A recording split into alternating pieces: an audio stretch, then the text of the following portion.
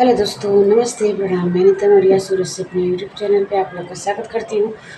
भोले जी का गीत लेके आई हूँ। कैसे लगा कमेंट करके जरूर बताना चाहिए। माता जी भांग पी के सूतल बड़े, भांग पी के सूतल बड़े, भोला जी हमार हो जगावेली गौरा मैया, आचराओ डोलाई हो जगावेली गौरा मैया, आचरा डोलाई हो जगावेली गौरा मैया।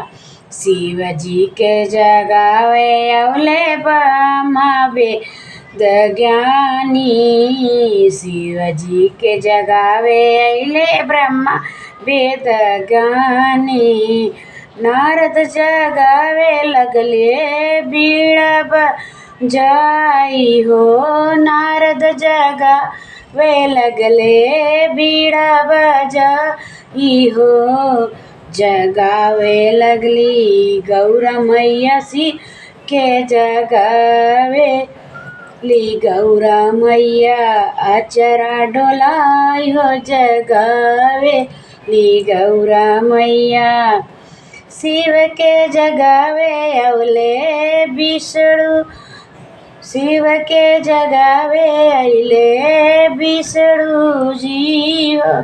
शंखवा बजाई के लक्ष्मी जगावे अवली, चूड़ी खनकाई के हो लक्ष्मी जगावे अवली, चूड़ी खनकाई के हो लक्ष्मी जगावे अली। जगावे अली गौरा मैया, आचरा डोलाई हो जगावे अली। नंदी जगावेले शिव के धरी के चरनिया, नंदी जगावेले शिव के धरी के चरनिया। नारद जी जगावेला बीड़वा बजाई के, नारद जी जगावेला बीड़वा बजाई के।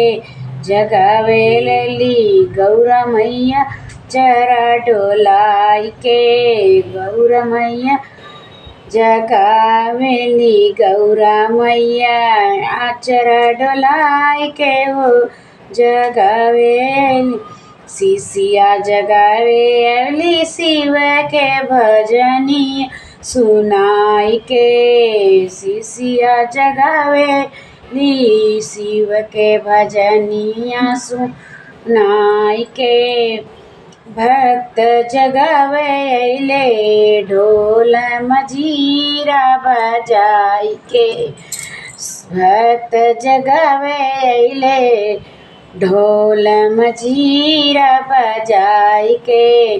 गणपत जगावे अले चरण दबाई के हो, गणपति जगावे अले, जगावे अली गौरा माई हो जगावे अली।